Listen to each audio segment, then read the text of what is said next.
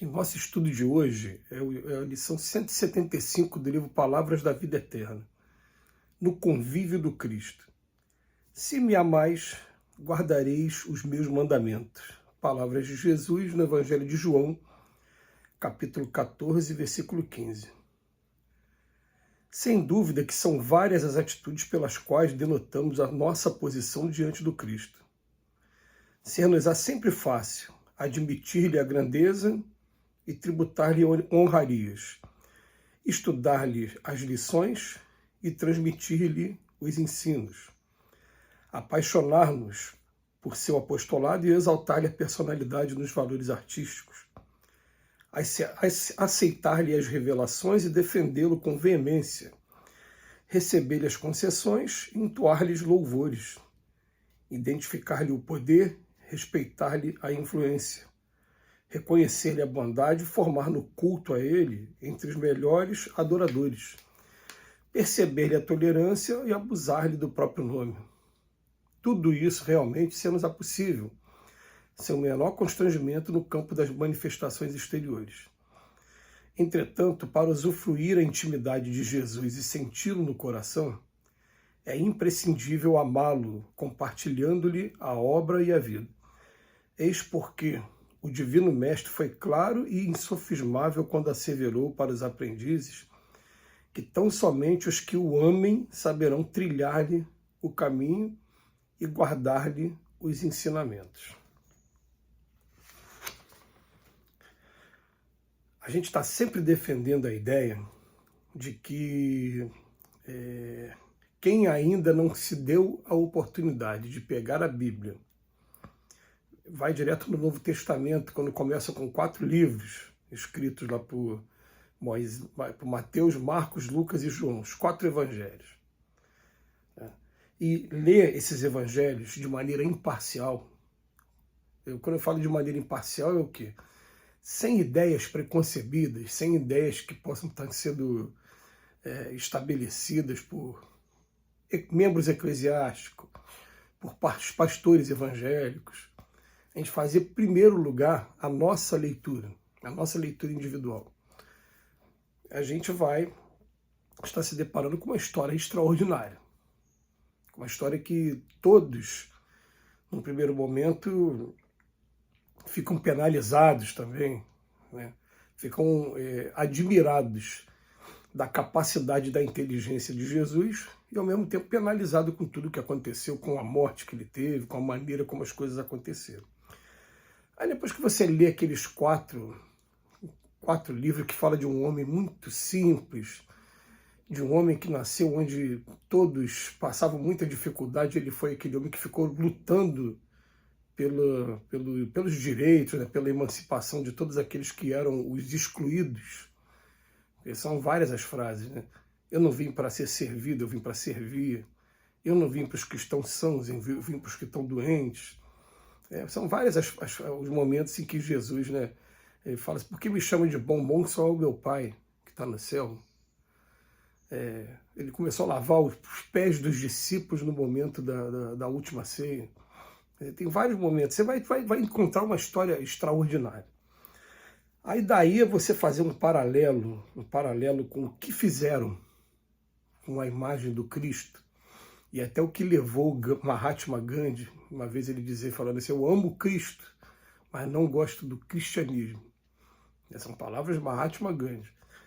E a gente começa a pensar assim, né, qual é a visão que as pessoas têm? Porque é muito fácil a gente admitir a grandeza e tributar honrarias depois que a gente leu e conheceu, né?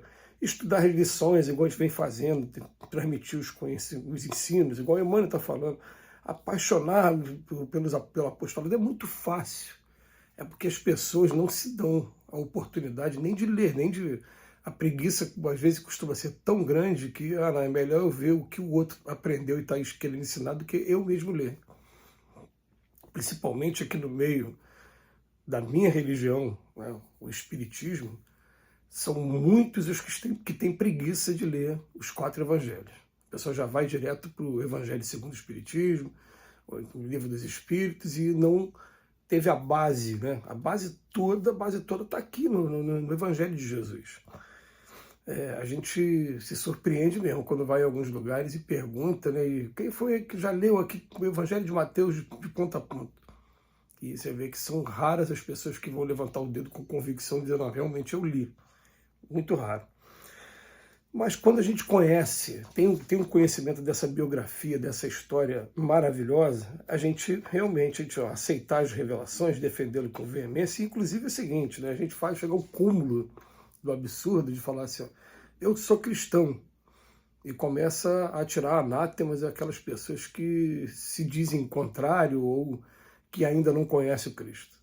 Né? É muito com o cristão ficar aborrecido, magoado, ou então odiar mesmo aquele que não é cristão ou que é ateu, já é um paradoxo tão grande, um choque tão grande com o que está no Evangelho, que demonstra que a pessoa realmente ela não aprendeu nada do Evangelho, nada do Evangelho.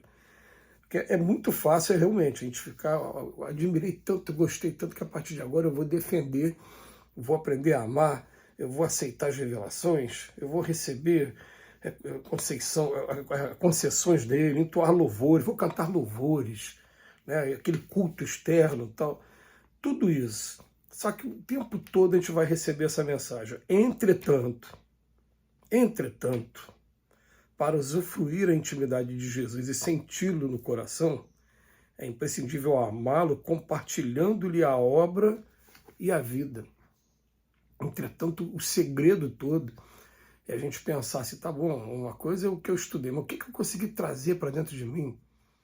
Está tendo respeito, está tendo perdão, está tendo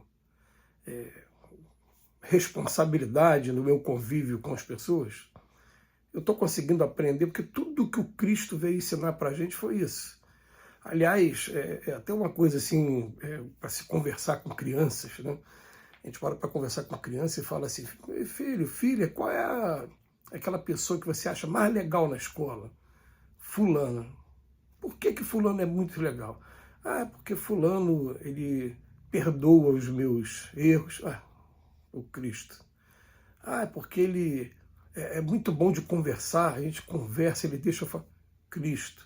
É tudo que for falando assim, né? Você vai ver, era o que o Cristo gostava de, ensinou, pregou, né? Deixou aí como boa nova, né?